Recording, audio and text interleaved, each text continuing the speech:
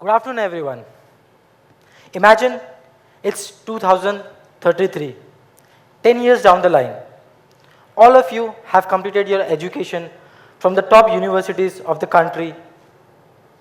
After that, you would become lawyers, chartered accountants, doctors, and engineers. And obviously go for a glamorous corporate career. Now, if given an opportunity, would you take a break in your newly started career and go and work for society? Probably take a pause for a cause? It's a difficult decision, isn't it? Ladies and gentlemen, that's me in 2015. I, Suraj Singh, was working for one of the largest audit firms in the world. My life revolved around balance sheet, numbers, and Excel sheets. I was an auditor. But there was something that was missing. I had a good corporate life, long working hours, good pay, fun on weekends. But there was an urge in me to do something for the society, for my nation, to give back. And that is when began my journey of Swachh Bharat. So how did I get this opportunity? One of the largest non-profit organization in India organized a fellowship named Zila Swachh Bharat Prerak. Zila stands for the district, Swachh Bharat is the Clean India mission, Prerak is a motivator. The idea of this program was to hire young people and deploy them in the districts of India to make the country open defecation free. Do you know there are how many districts in India? I did not back then. As per 2011 census, there were 620 districts in India. There were 475 preraks hired by the organization who were deployed in 26 states of the country. Now, before I talk about my journey, I want you to understand the depth and importance of sanitation in India. Back in 2014 and 15, India had more than 100 million households without a toilet. More than 500 million people suffered from the indignity of defecating in open spaces, forests, and water bodies. More than 22% of the school did not have appropriate toilet for girls. More than 50% of the preschools did not have access to toilet or clean water. 38% of children below the age of 5 suffered from stunting. Diarrhea was the third most common cause of death below 5 years of age. A lot of girl child dropped out of school because of this reason. So there was 3 important areas: water, sanitation, and hygiene, which were responsible for this.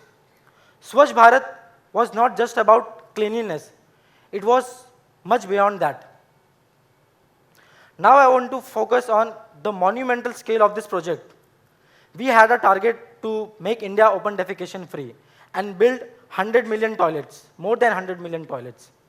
The budget of this mission was more than 1.3 lakh crore, and there were more than 2 lakh community complexes to be built. The area that we were covering was almost 6 lakh villages.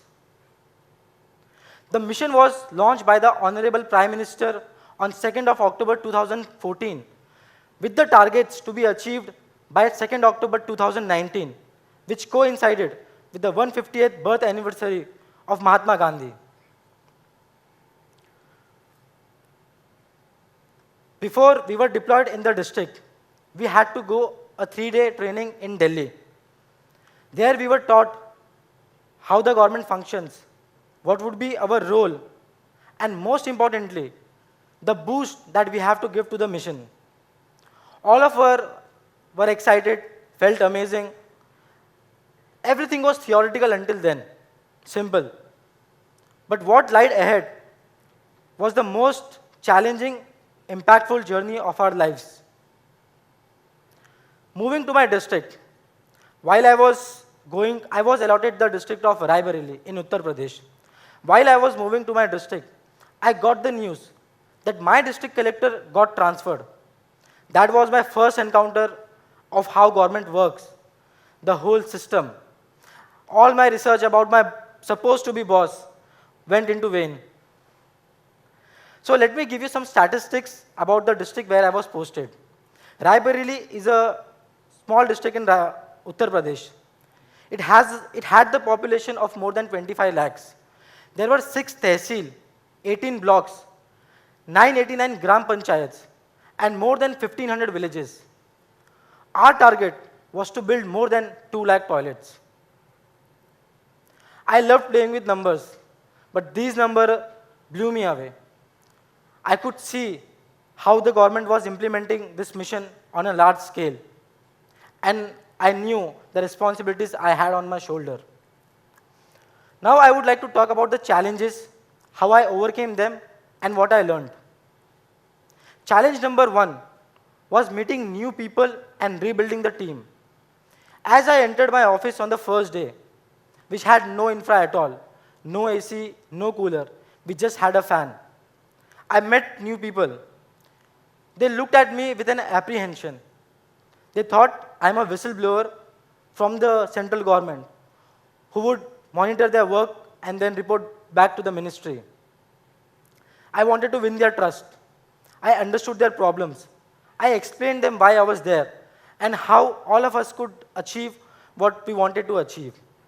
I became their friends before becoming their colleagues.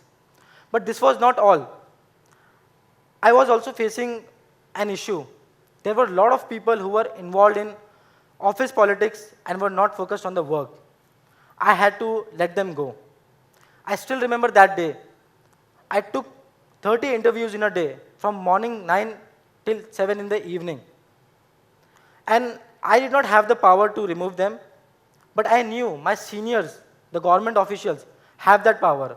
I approached them and made it possible. Now I had the team to work with. I was fighting an administrative war, and I did not have any option to lose. The second challenge that I had was building structure and systems. Coming from a corporate culture, I hope all of you would understand we have systems in place. I wanted to build certain systems there. Government has a hierarchy based on seniority and rankings.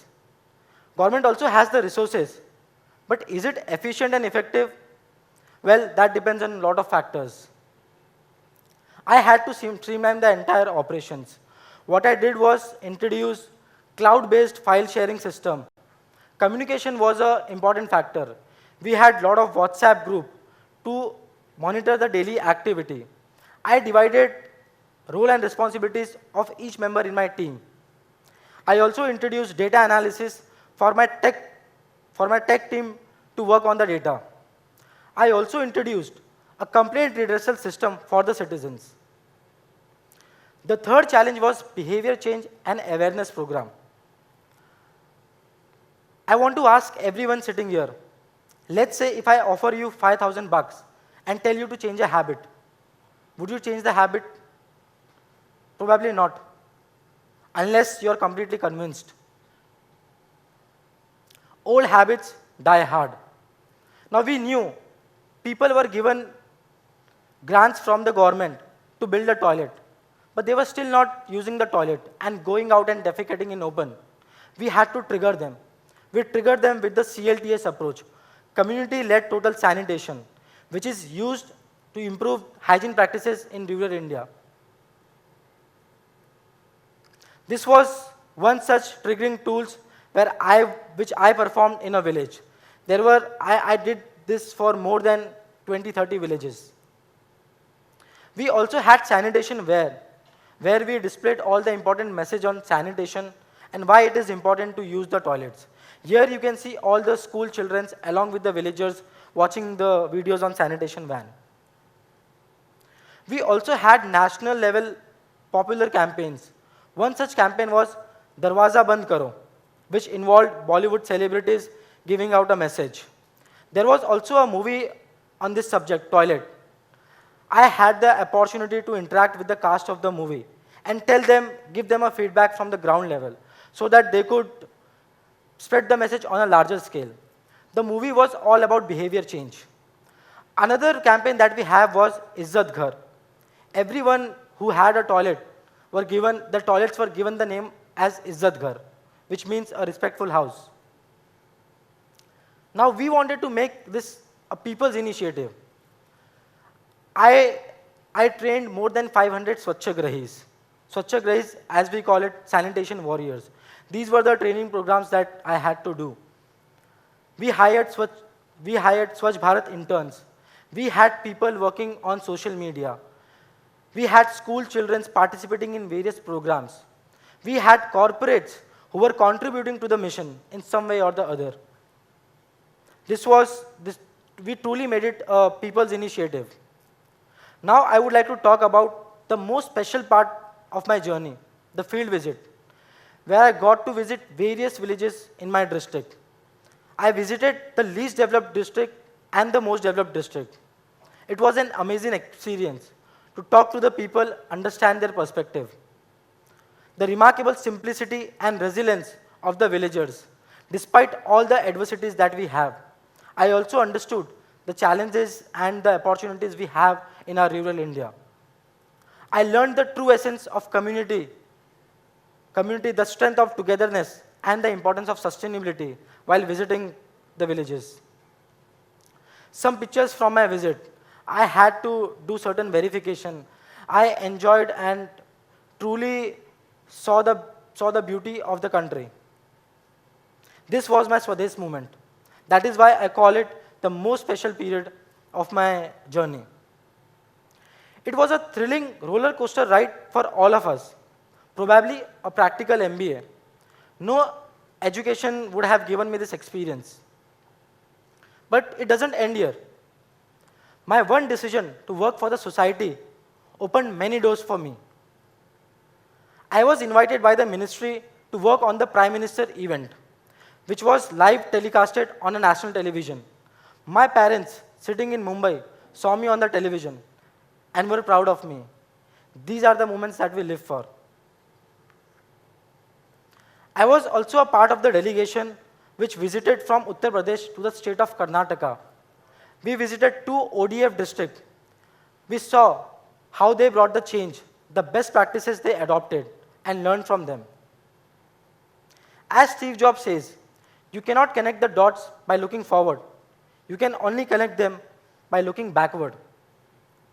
Once I came back from Karnataka, I was invited by the state government of Uttar Pradesh to work with them. The IS officer heading the mission in the state was a chartered accountant. He wanted me to do a financial reconciliation for the funds deployed. Over the period of next 2 months, I visited more than 15 districts in Uttar Pradesh and did a fund reconciliation of 4,000 crore. This was my connecting the dots moment. I created beautiful memories. I loved every experiences. Now this is what I want to share with all of you. If you get an opportunity to work on a creative pursuit or maybe an impactful thing, you must go for it. You never know what life has store for you. You might face challenges, you might face failures, but the experiences that you will get will make your life better. And experiences are what defines our life and how well we have lived our life. Ending my talk with this quote by Mahatma Gandhi. The best way to find yourself is to lose yourself in the service of others. And that's precisely what I did.